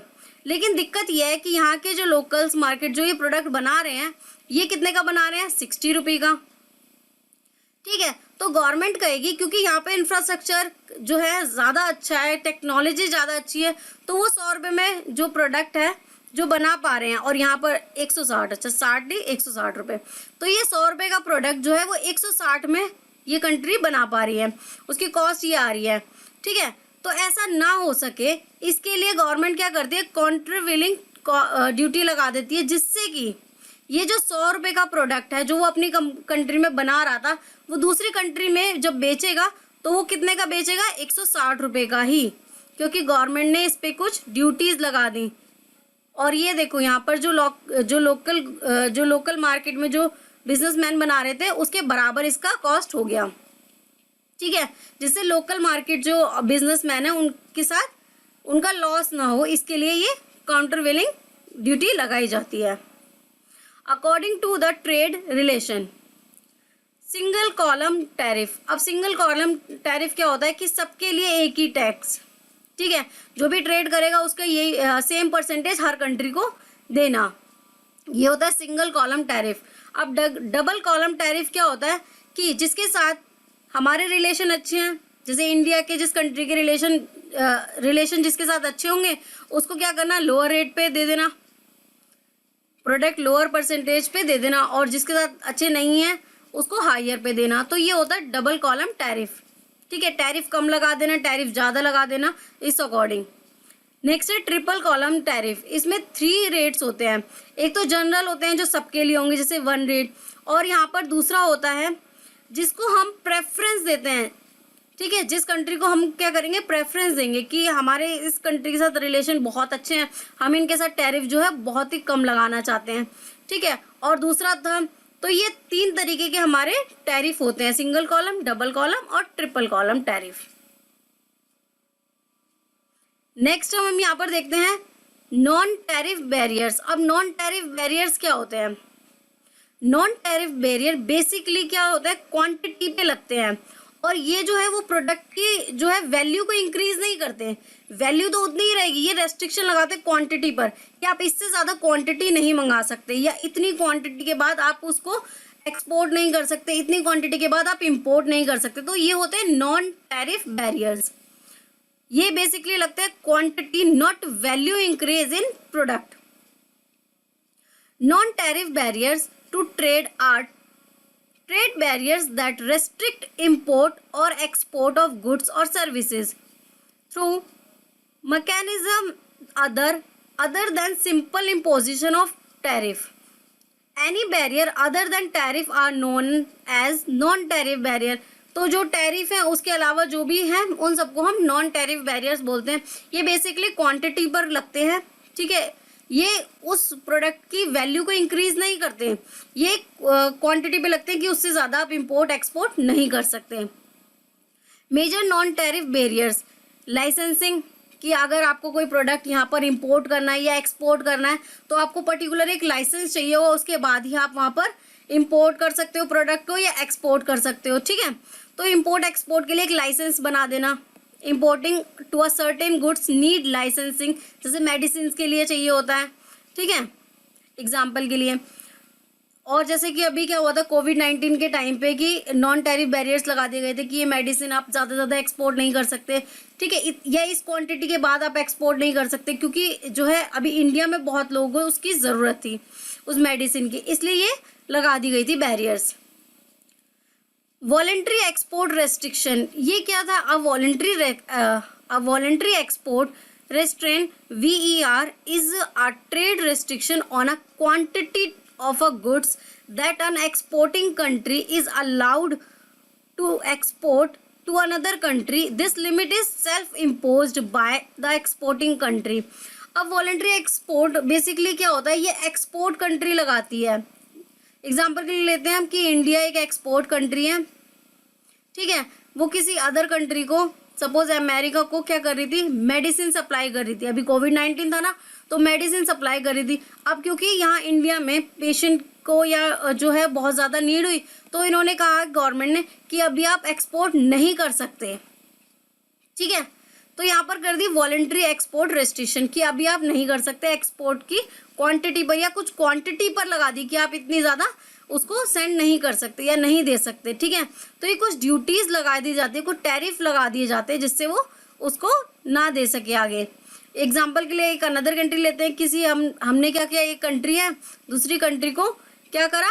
एक्सपोर्ट नहीं करा, क्योंकि यहाँ पर सपोज उस प्रोडक्ट की नीड है, जैसे एग्रीकल्चर प्रोडक्ट है, आप पहले अपनी कंट्री की नीड को फुलफिल करोगे, उसके बाद ही दूसरी कंट्री को क्या करोगे? सप्लाई करोगे, तो ये इसलिए भी लगाई जाती है। कोटाज, नंबर और value of goods, a Kota's of तो बेसिकली ये देखो होता क्या है?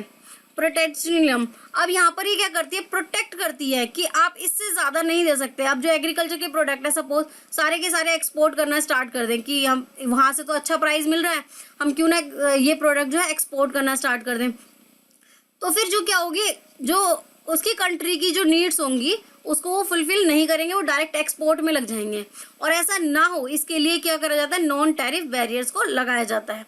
प्रोडक्ट स्टैंडर्ड्स, अब कुछ स्टैंडर्ड्स बनाए गए हैं जिससे कि कस्टमर के साथ अनफेयर ना हो सके एक प्रोडक्ट के स्टैंडर्ड्स। तो product standards are designed to ensure safety, compatibility and consistency, कि वो प्रोडक्ट जो है सही बने, अच्छी मात्रा में बने, उसकी क्वालिटी अच्छी हो, ठीक है, और वो सेफ हो एक कस्टमर के लिए। इस स्टैंडर्ड को देखते हुए कुछ बैरियर्स लगा दिए जाते हैं, ठीक है। तो ये थे हमारे कुछ मेजर नॉन टैरिफ बैरियर्स।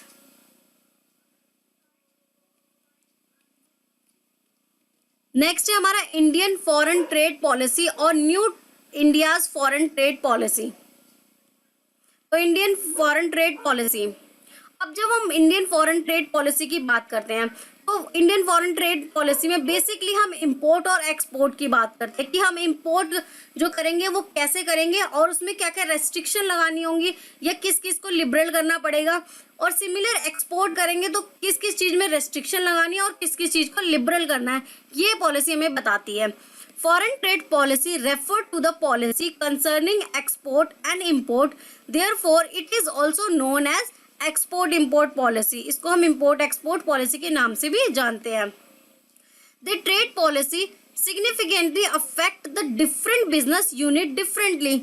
ठीक है, एग्जाम्पल के लिए if restrictive import policy has been adopted by government, then it will be prevent the domestic business units from foreign competition, and if the liberal import policy has been adopted by the government, then it will affect the domestic product in other way. तो basically इसमें क्या कहा गया है कि foreign trade policy अगर हम ज़्यादा से ज़्यादा जो है लिबरल हो जाएं इंपोर्ट के लिए कि आप क्या इंपोर्ट कर सकते हो, ठीक है, तो क्या होगा, जो हमारे डोमेस्टिक बिजनेस है उस पर बहुत ज़्यादा इम्पैक्ट पड़ेगा।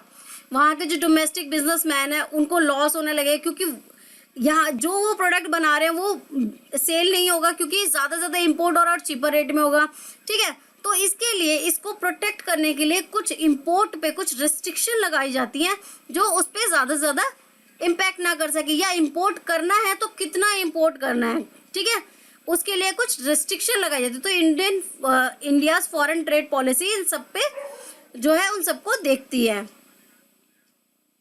क्या क्या ऑब्जेक्टिव है? Objective of foreign trade policies, the primary purpose is not the mere earning of foreign exchange but the stimulus of the greater economic activity. The foreign trade policy of India based on two major objective. तो दो major objective यहाँ पर बताए गए हैं कि कितने percentage जो है वो हमें इंपोर्ट करना है, कितनी परसेंटेज जो है एक्सपोर्ट करना है. ठीक है.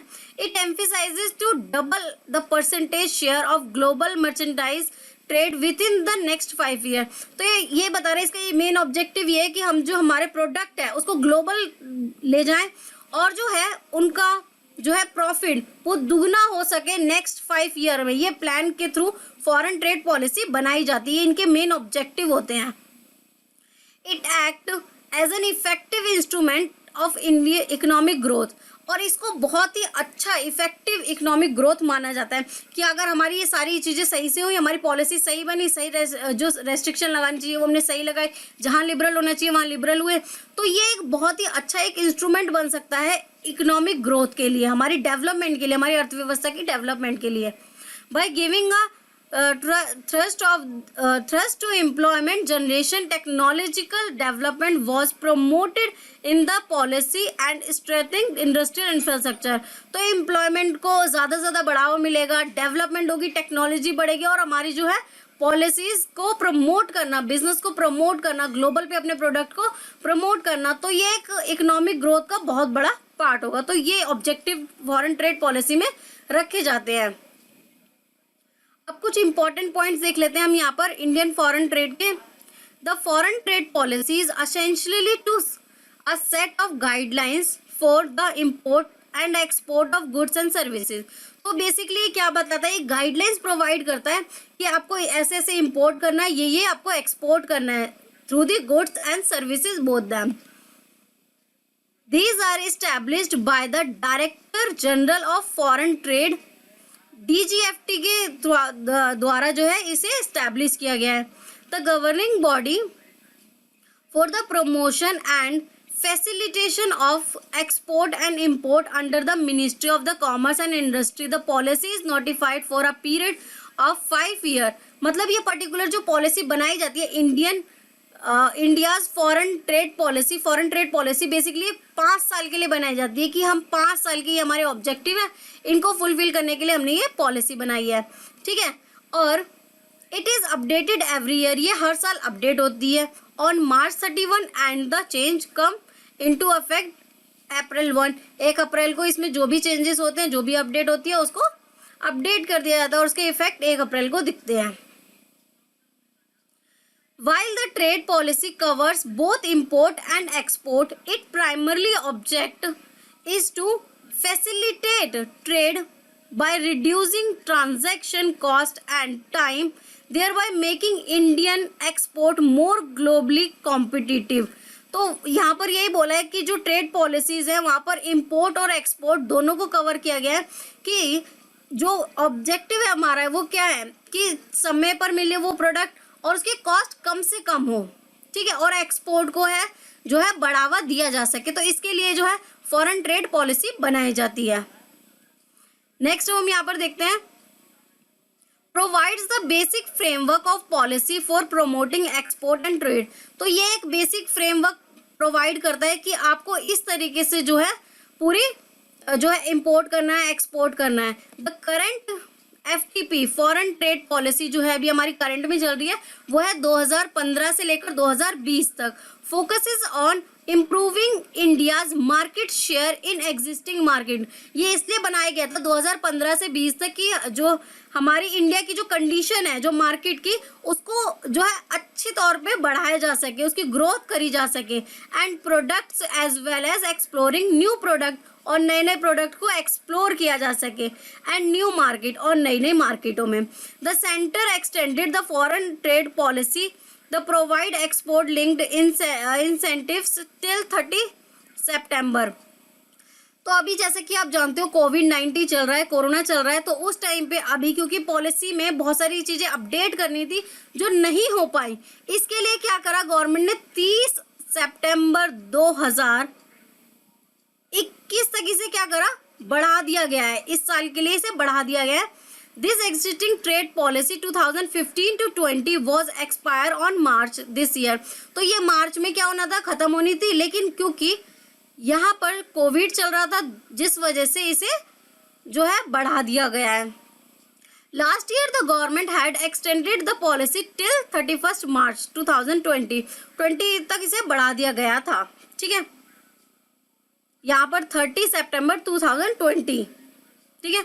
नेक्स्ट हम देखते हैं फॉरेन ट्रेड पॉलिसी 2015 टू 20, कुछ इसके हाइज एंड लॉज, मतलब इसमें क्या क्या पॉइंट्स थे जो मेन फोकस करते हैं 2015 टू 20 हमारी स्कीम्स पे, फॉरेन ट्रेड पॉलिसी पे। The current trade policy which focused on improving India's performance in existing market, ये इंडिया की परफॉर्मेंस को क्या करे, बढ़ाए, उसको वो दिखाए कि जो प्रोडक्ट है, जो टेक्नोलॉजी है वो हमारे प्रोडक्ट की अच्छी हो रही है, इंप्रूव करे उसकी परफॉर्मेंस को। एंड एक्सप्लोरिंग न्यू मार्केट, और न्यू मार्केट को एक्सप्लोर करे, has been praised as a progressive for the following reason, कुछ रीजन से उसको क्या करे, बढ़ाए, ठीक है। It is consolidate range of export incentive with the different eligible criteria into 2 schemes, ये 2 स्कीम्स हैं, MEIC यानी merchandise export from India scheme and SEIS services export from India scheme, ये 2 स्कीम्स लाई गई थी जिसके द्वारा जो है हमारे ग्लोबल तौर पे जो है हमारे प्रोडक्ट को अच्छा दिखाया जा सके और हमारी जो एग्जिस्टिंग मार्केट जो वैल्यू है उसको इंक्रीज किया जा सके। तो इसके कुछ ही की वर्ड्स थे, की पॉइंट्स थे। It offered export incentives under these 2 schemes into form of duty credit scrips which can be used by exporter to pay importer duties. The scrips are fully transferable. अब बेसिकली क्या थी, जो export कर रहे हैं उनको कुछ एग्जम्पशन दी जाती थी और वो खुद भी ले सकते थे और दूसरों को भी ट्रांसफर कर सकते थे, which means that is an exporter has no need for them and they can pass it on another, तो वो दूसरों को पास भी कर सकते हैं और वो चाहे तो वो खुद भी उसका बेनिफिट उठा सकते हैं। It identify 108 micro, small and medium enterprises MESC cluster for focus intervention with a view of boost export. तो बेसिकली बूस्ट एक्सपोर्ट के लिए यहाँ पर जो है 108 जो है माइक्रो स्मॉल मीडियम एंटरप्राइजेस जो थे उनको ये कीवर्ड सोचे गए थे कि ऐसा ऐसा हम करेंगे। It promoted paperless processing for of various DGFT, जो है आजकल ई-कॉमर्स चल रहा है, डिजिटलाइजेशन हो गया है, तो क्या किया गया था, पेपरलेस वर्क होगा director general of foreign trade के थ्रू। Licensing and application in 2019 a WTO dispute, अब 2019 में WTO एक dispute settlement panel acting on Washington complaints, एक complaints I said India export subsidy provisions. अब जो इंडिया जो है वो प्रोविजंस देती है, इंडिया क्या करती है, कुछ प्रोविजन देती है, कुछ छूट देती है कि आप ज़्यादा से ज़्यादा एक्सपोर्ट करो तो आपको ये बेनिफिट मिलेंगे। लेकिन 2019 में WTO में कहा गया कि आप छूट देने की बजाय उनको प्रमोट करो, उन्हें दूसरी तरीके से सपोर्ट करो रेदर देन जो आप सब्सिडीज दे रहे हैं वो। तो ये कंप्लेंट आई थी वॉशिंगटन में, वायलेट ये WTO ने कहा कि हमारे जो है इंटरनेशनल ट्रेड का एक नियम का उल्लंघन करती है ये चीज़ें, एंड मस्ट बी विड्रॉन, जो ये आपकी स्कीम है आप इसे विड्रॉ करें। This include tax incentives under the popular, ये 2 स्कीम के थ्रू हम क्या करते थे, हम बेनिफिट देते थे, इंसेंटिव्स देते थे कि ज़्यादा से ज़्यादा हमारी कंट्री एक्सपोर्ट कर सके। बट WTO में 2019 में ये डिस्प्यूट आया as India's per capital gross national product is over $1,000 per annum, it can no longer offer subsidies based on export performance. The panel rule, in panel में ये कहा गया कि अब जो है सब्सिडीज को आप प्रमोट ना करें, उनको सपोर्ट करें, जो भी उनको ज़रूरत है वो सपोर्ट दिया जा सके एक्सपोर्ट में rather than subsidies. This controversy reinforce the growing view in India that the country needs to move away from subsidy and thinks of other a way to help exporter. तो subsidy की वजह उनको है दूसरे तरीके से help की जा सके। अब जो है what are the expectation from FTP 2021-2026, क्या एक्सपेक्टेशन करी जा रही है कि जो न्यू ट्रेड पॉलिसी आएगी उसमें क्या क्या चेंजेस होने चाहिए। अब जैसा देखा गया है कोविड-19 चल रहा है, तो कोविड-19 was a cascading war international trade, Indian export falls by a record 60% and import by 59%। यानी कि जो एक्सपोर्ट में गिरावट आई है वो 60% और जो इम्पोर्ट बढ़ा है वो 59% इन अप्रैल 2020। इस टाइम पे कोविड था और क्या कहते हैं बहुत ज़्यादा जो है हमारी कंट्री ने इम्पोर्ट किया। Through the situation has improved, the road to recovery is the long and hard, that is why the new trade policy must be deliver the goods based on inputs from the traders and trade association member for the parliament and government appointed high level of advisory group some key expectation. तो कुछ expectation रखी गई कि हम किस तरीके से जो है हमारी ट्रेड पॉलिसीज बनाएंगे, क्योंकि अब जैसे कि जो चल रहा है कोविड, उसकी सिचुएशन को देखते हुए कि हमारी जो बिजनेस है उसमें क्या क्या चीज़ें इम्प्रूव होनी चाहिए, कैसी कैसी हमारी पॉलिसीज होनी चाहिए। तो उसको देखते हुए हम कुछ एक्सपेक्टेशन कर रहे हैं कि जो ये वाली पॉलिसी आएगी ट्रेड पॉलिसी, तो ये इसमें चेंजेस होने चाहिए। तो यहाँ पर WTO कंप्लेंट टैक्स इंसेंटिव, तो WTO ने जो मैंने अभी आपको बताया था कि WTO ने कंप्लेंट करी थी कि जो है एक्सपोर्ट पे जो है हम सब्सिडीज ना देकर उनको सपोर्ट करें, ठीक है, एक्सपोर्ट में सपोर्ट करें, सब्सिडीज ना दे। ये थी WTO की complaint. With the incentive under the MIC, जो हम इन दो पॉलिसीज के थ्रू जो उन्हें सब्सिडीज दी जाती है एक्सपोर्ट के थ्रू, उसको ना दिया जा सके। Under a cloud the need of the hours is WTO compliant tax benefit to this and the government has announced the remission of duties of taxes on import product। तो ये रेमिशन of duties of और taxes on import product, ये एक नई scheme आई। इसके तहत बोला गया कि जो है सपोर्ट प्रोवाइड किया जाएगा और जो सब्सिडीज है उसे कम कर दिया जाएगा। लेकिन ये भी बोला गया इसमें कि जो सब्सिडीज हैं वो तो अभी आपको नहीं दी जाएंगी, लेकिन उसके थ्रू अगर आपको कुछ प्रॉब्लम हो रही है, कुछ गैप आपके बीच आ रहा है या आप कुछ प्रॉब्लम फेस कर रहे हैं, तो वो प्रॉब्लम का जो है सपोर्ट दिया जाएगा। Scheme effective January 1 to 2020, it replace MEIS rates and condition for the new scheme are yet to be announced। ठीक है, यह भी हाल ही में अनाउंस की जाएंगे। Easy credit access, easy credit access मतलब क्रेडिट जो है वो इजीली अवेलेबल हो, ठीक है। A long standing demand of exporter specially MSME is a credit access formal financial institution such as banks are अब इसमें बेसिकली क्या कहा गया था कि जो एक बिजनेसमैन है, जो एक बिजनेस चला रहा है, उसको इजीली लोन मिल जाए जिससे कि वो क्या कर सके, वो अपने बिजनेस को ज़्यादा से ज़्यादा ग्रोथ करे। इसके लिए गवर्नमेंट ने एक स्टार्टअप करके एक स्कीम भी निकाली थी जिससे इजीली लोन मिल रहा था। To land the MSME due to their lack of adequate collateral, the policy can help open up alternate credit avenues such as finance technology startup। The advisory grows up suggest raising browsing limit at the export import bank of India। ठीक है, तो basically ये क्या क्या होता है कि एक सपोर्ट प्रोवाइड किया जाए जिससे कि जो है जो बैंक है वो इजीली जो बिजनेसमैन है उसको इजीली लोन प्रोवाइड हो सके, लोन मिल सके। इसके लिए ये इजी क्रेडिट एक्सेस बोला गया था। इंफ्रास्ट्रक्चर अपडेट, अब क्योंकि 2021 टू 2026 जो हमारी नई फॉरेन ट्रेड पॉलिसी आएगी, इसमें बोला गया कि हमें बहुत ज़रूरी है कि हम अपने जो है इंफ्रास्ट्रक्चर को अपग्रेड करें। इसके लिए बहुत दो बड़े कारण था कि देखा गया कि बाकी कंट्री में भी कुछ रिसोर्सेज अवेलेबल है, ठीक है, उसके बेहाफ पे वो क्या क्या टेक्नोलॉजी यूज़ कर रहे हैं, वैसे ही हम भी यूज़ करके अपने प्रोडक्ट को अपग्रेड करें। One reason why China is manufacturing and export power houses it's network और port highways and high speed trains which are among the best in the world। India need to learn how from its neighbor and improve its flagging infrastructure by upgrading existing ports, warehouses, quality testing certificate centers, buildings new ones.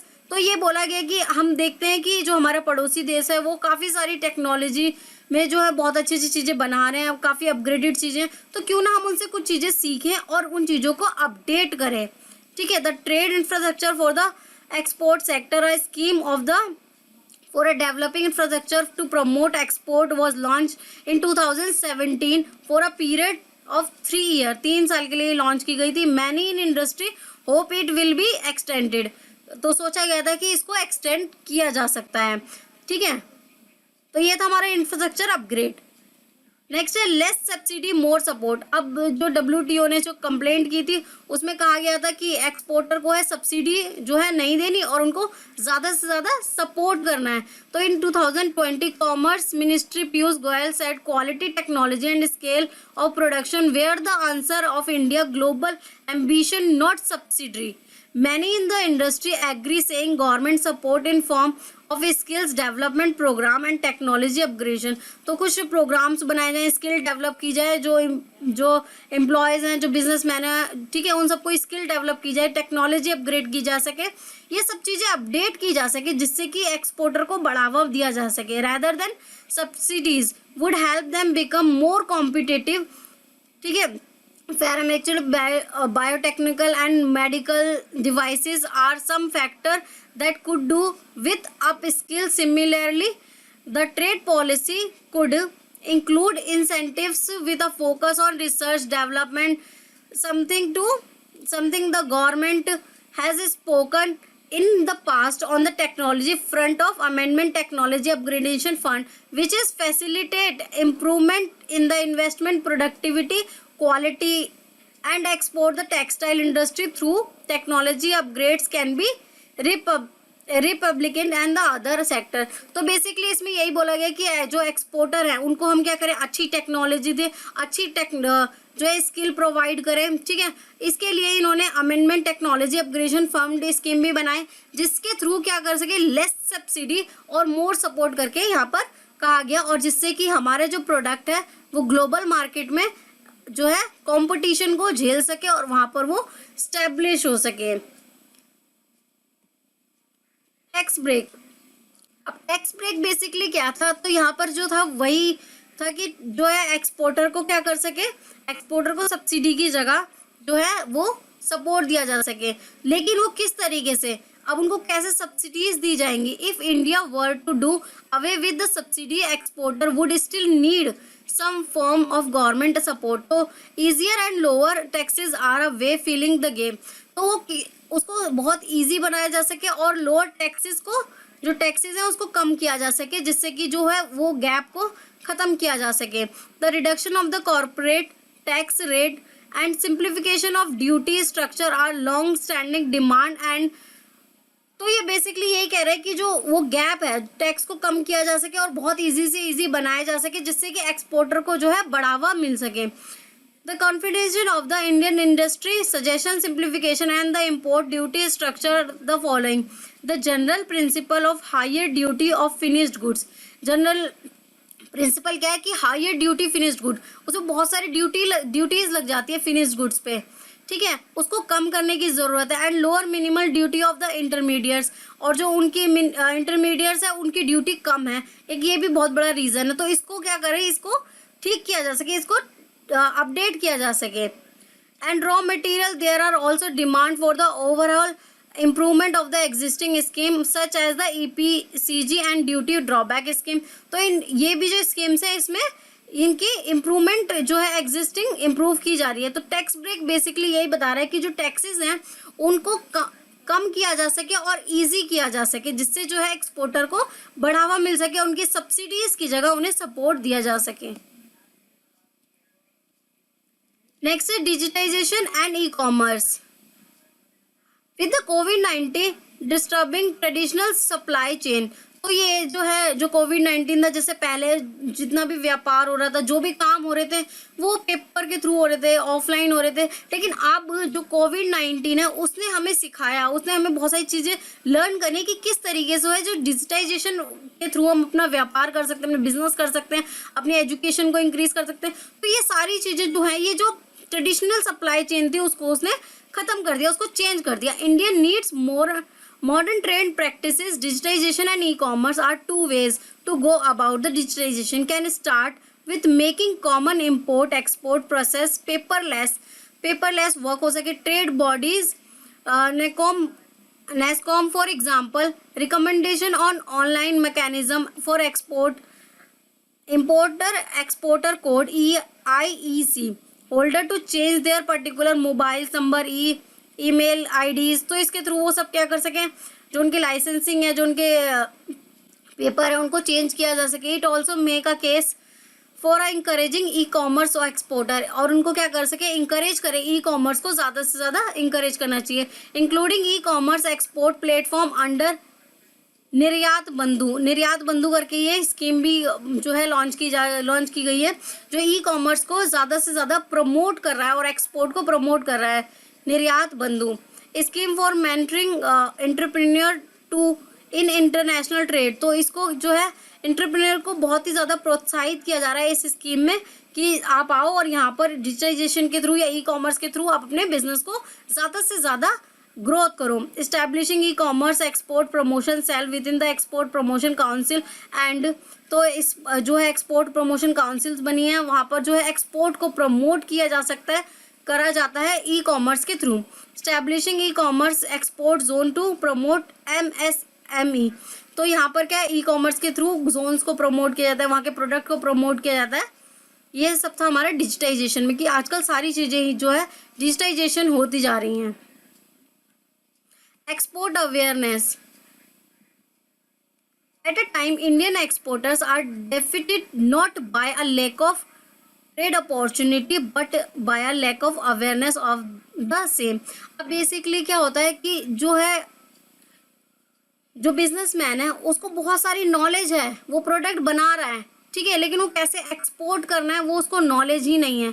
तो export की knowledge दी जा सके, export को promote करने के लिए उसकी awareness दी जा सके। तो ये यही बोल रहा है कि at a time Indian exporters are defeated not by a lack of trade opportunity. वो ट्रेड अपॉर्चुनिटी की वजह से वो नहीं कर पा रहे, वो उनका एक कारण है कि वो उस चीज़ को अवेयर ही नहीं है उस चीज़ के बारे में। तो अवेयरनेस होना बहुत ज़रूरी है।